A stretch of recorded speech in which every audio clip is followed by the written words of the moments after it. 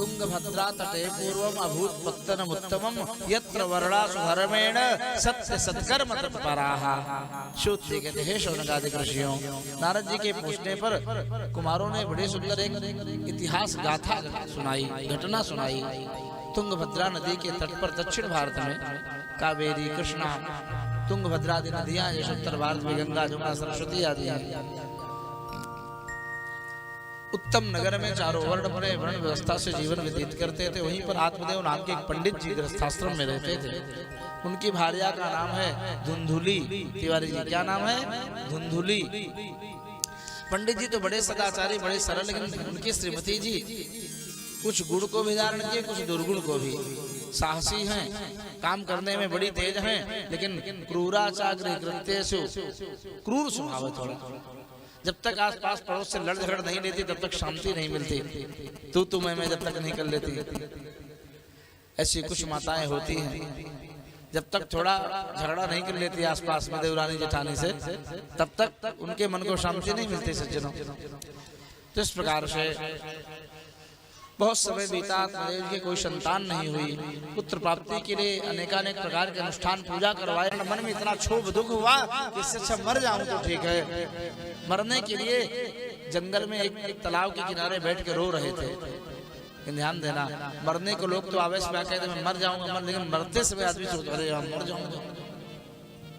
कोई कहता है मैं मर जाऊंगा कूद करके, जब 3 मंजिल ऊपर चढ़ता है तो नीचे देखता है तो डरने लगे, क्या दशा होगी। मृत्यु से कौन नहीं डरता है। तो आत्मदेव जी फूट फूट करके रोने लगे बैठ के। एक सन्यासी महात्मा आए, पूछा है ब्राह्मण देवता क्यों रो रहे हैं आप? कथम रोदिषि विप्रत्वम काते चिंता बलीयसे वद त्वं सत्वरं मह्यं स्वस्य दुःखस्य कारणम्। हे ब्राह्मण देवता, आप अपने दुख का कारण बताइए, आप क्यों रो रहे हैं? क्या कहूँ महात्मा जी, हमने संतान हैं, हम जो भी वृक्ष लगाते हैं सूख जाते हैं, गाय लाते हैं बांझ हो जाती है। हम इतना भागे हैं कि हमारे द्वारा दी गई आहुति देवता पितरगण नहीं स्वीकार करते हैं। मैं मरने के लिए यहाँ आया। क्यों पुत्र के मुंह में पड़े हो? पुत्र से ही सुख मिलता है ऐसी बात नहीं। राजा सगर के 60,000 पुत्र थे, सब मर गए। जी की क्रोधाग्नि में भस्म हो गए। उनको तारने के लिए गंगा जी को, भगीरथ को तपस्या करनी पड़ी। राजपाट त्याग करके वन को चले गए, इतना दुखी हुए पुत्र के कारण। पुत्र से ही सुख मिलेगा ये बात पूर्ण सत्य नहीं है। सन्यासी सर्वथा, सन्यासी बन जाओ, महात्मा बन जाओ, हमारे चेला बन जाओ, बहुत सुख मिलेगा। कुछ लेना न देना मगन रहना, कुछ लेना न देना मगन रहना। साधु महात्माओं का जीवन आनंदमय होता है। न चेन्द्रस्य सुखम किंचित न सुखम चक्रवर्तिनः सुखमस्ति विरक्तस्य मुनेरेकांत जीविनः। लेकिन आत्मदेव जी कहते नहीं नहीं महात्मा जी, मुझको तो पुत्र ही चाहिए, आप कृपा करो हमारे पुत्र हो जाए। महात्मा ने ध्यान से देखा, अपने दिव्य ज्ञान से उसके ललाट की रेखा को पढ़ा, मुस्कुराने लगे। कहे आत्मदेव ब्राह्मण देवता, आप पुत्र का मोह छोड़ दो। क्यों? कि अभी आपके प्रारब्ध को मैंने देखा अपने ज्ञान से। 7 जन्मावधि तवा पुत्रो नैव च नैव च, अभी 7 जन्म तक तुम्हें पुत्र का सुख नहीं मिलने वाला है। बोलो राधे राधे। आत्मदेव जी के तुम्हारा हार्ट अटैक हो जाएगा, इतना दुख हुआ रे राम राम। हम इसी जन्म में पुत्र के लिए दुखी थे, आपने 7 जन्म का और दुख बता दिया पहले से। अब हमारे भाग में तो नहीं है, अब आप कृपा करो, नहीं मैं सिर पटक के मर जाऊंगा। ये ब्रह्मत्या आपको लगेगी। आप समर्थवान है, पुत्र होने का आशीर्वाद दीजिए। बाबा फंस गए चक्कर में। एक फल दिया, कहा ले जाओ पत्नी को खिलाना, अभिमंत्रित करके दिया।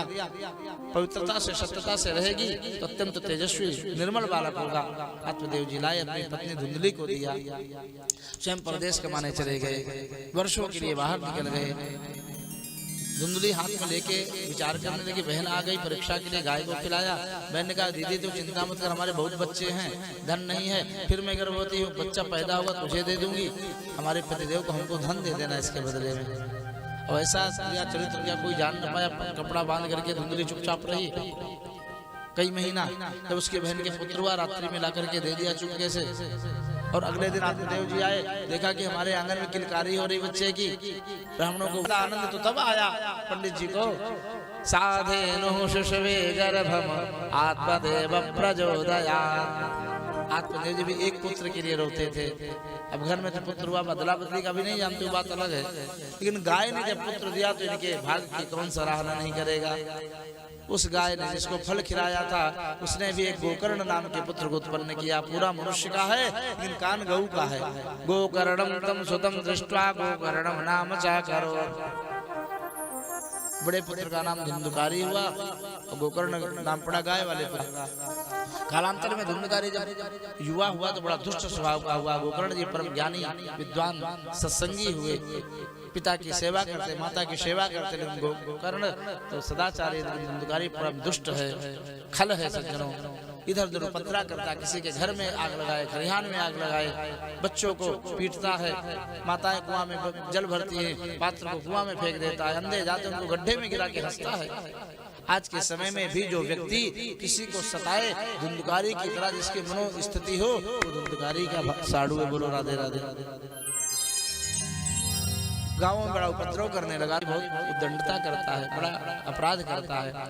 आत्मदेव जी ने आए हुए धुंधुकारी को डांटा, चक्कर में मत पड़ो, हमारे पीछे मत पड़ो। आत्मदेव जी का अपमान हो गया, फूट फूट करके रोने लगे। डांट के धुंधुकारी चला गया। गोकर्ण जी ने देखा पिताजी रो रहे हैं, पास में आए और सदुपदेश देने लगे। पिताजी, देह में हमता ममता को त्यागिए, इस संसार में कोई अपना पराया नहीं है। देहेस्ते मांसरुधिरे विमति मदयत्वम जाया सुतादिषु सदा ममतां विमुञ्च पश्यामि शम जगदिदं क्षणभङ्गनिष्ठं वैराग्य राग रसिको भव भक्तिनिष्ठा धर्मं भजस्व सततं त्यज लोकधर्मान् सेवस्व साधु पुरुषान् जहि कामतृष्णाम् अन्यस्य दोष गुण चिंतन मासु मुक्त्वा सेवा कथा रसमहो नितराम पिबध्वम्। भगवत धर्म का पारायण करिए, उनकी सेवा करिए, साधु महापुरुषों की सेवा करिए, भगवत भजन करिए, संसार में आसक्ति को त्यागिए, अहंकार को और ममता को छोड़िए। हे पिताजी, ये संसार बड़ा विचित्र है, इस संसार को कोई तो चलाने वाला है। आज तक उसको कोई जान नहीं पाया, चलाने वाला तो कोई है। उसी को कोई राम कहते, कोई श्याम कहते, कोई दुर्गा, कोई शिव कहते हैं। अनेकानेक उस ब्रह्म के रूप हैं, नाम है सज्जनों। ऐसा शुद्धोपदेश दिया गोकर्ण जी ने अपने पिता को। पिताजी उन्हीं का भजन करिए जिससे बेड़ा पार होगा।